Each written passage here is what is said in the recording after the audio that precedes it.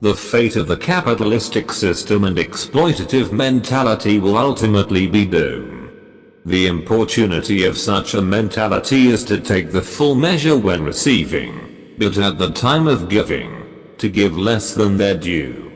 They like to exploit the capabilities of others to the fullest extent, but do not want to give them full recompense.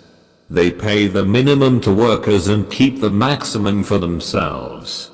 Not only do they do so in terms of material things, but even when assessing the worth of other people, they try to restrict their growth. They try that people should never be allowed to grow to their full potential.